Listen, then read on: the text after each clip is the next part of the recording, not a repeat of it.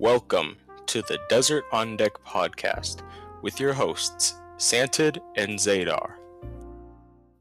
Hello, everybody, and welcome to a very special episode of Desert on Deck. Today it's just me, Zaydar. Santid will be doing his own coverage because the World Baseball Classic is coming up very soon, and this is an episode that is very close to my heart. We will be covering Team Panama. This is a very close one that I really love. I have a very tight Panamanian heritage, so this is one that I'm very excited for. So, without further ado, let's get into it.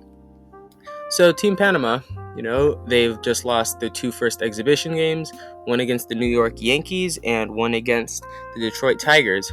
The Yankees one, unfortunately, was a bad loss of 11-1, and this last Tigers one was a loss of 2-1. But I think there's a bit more to it than meets the eye at first glance. For the loss against the Yankees, they were batting against Max Fried. I mean, that was a very tough game.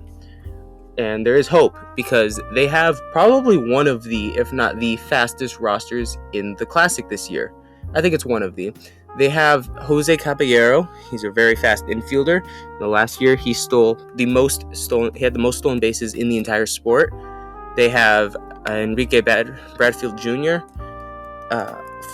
In the outfield. For them, he is one of the Orioles' top prospects, and he has 80 grade speed on the 20 to 80 scale. He is one of the fastest of the fastest.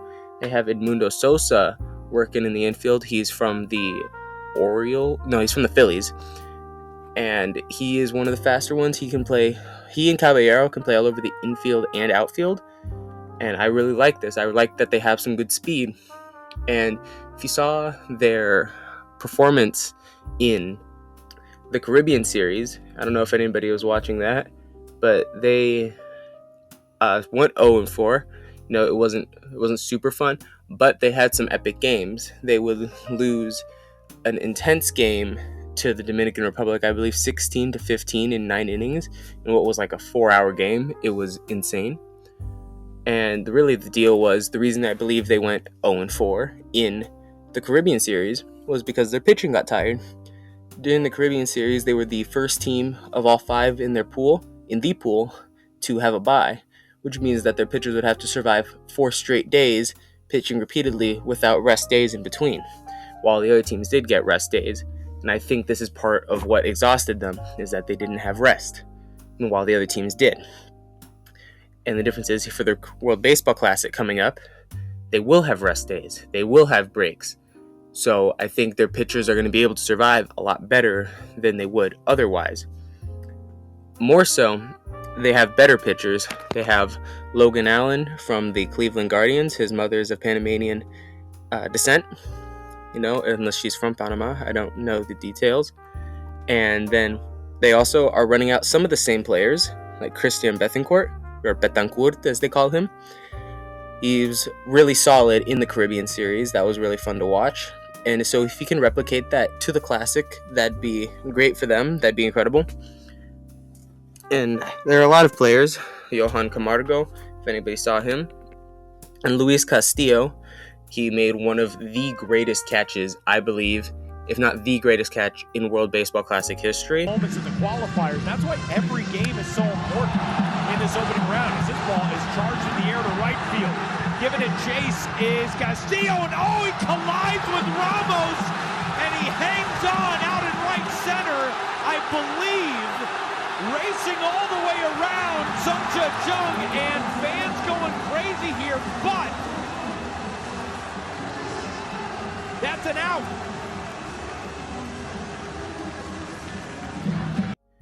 And Jose Ramos is a former Dodgers prospect. I remember keeping a close eye on him before they DFA'd him.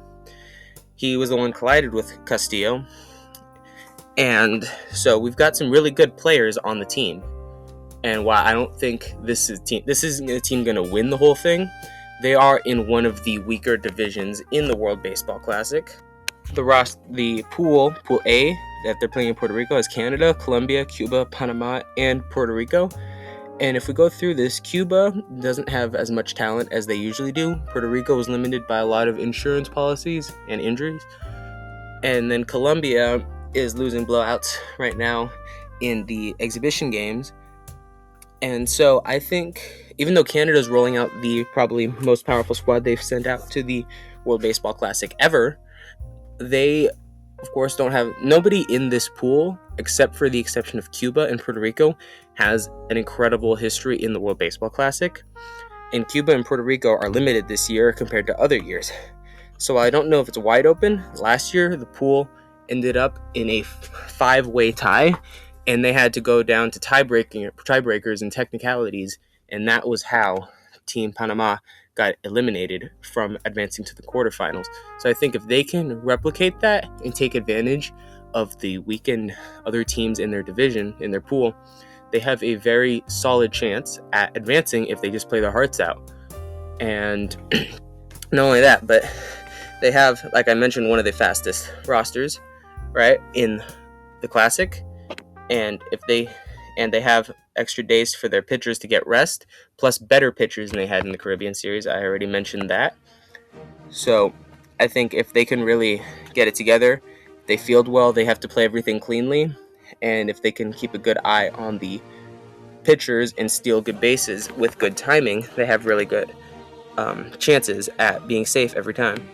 And this is on an even larger scale because the size of the bases that they are using is equal to the 18 inches that Major League Baseball is using right now, and that, of course, increases their chances of being safe because the bases are larger than they were, I think, last Classic. So if they can take advantage on the bases, on the base paths, and their pitching holds down, Logan Allen, of course, is their ace still, but that doesn't mean he's their only pitcher. We've got some tough ones like Jaime Barria. He was good during his time in the major leagues. So I think this could be one of the teams that could surprise people this coming year, this week, if they hold it together. They play solid defense. This goes for every team, but given the nature of Panama, they aren't just underdogs this year. I believe they really do have a solid chance at advancing to the next stage in the World Baseball Classic for the first time in the nation's history. Because last time, if they only got eliminated on a technicality, they do the same thing this coming year, but the technicality works in their favor, then that's pretty much the bare minimum for them to advance to the next stage. So I think that Panama has a very real chance, and they could be one of the teams to look out for. So thank you, all of you, for staying here. If you watched through to this point in the video, thank you. Make sure to like and subscribe. It really does help us with the algorithm. And we'll see you next time. Peace. This has been Zaydar. This has been the Desert on Deck podcast. Stay cool and subscribe, and we'll see you next time.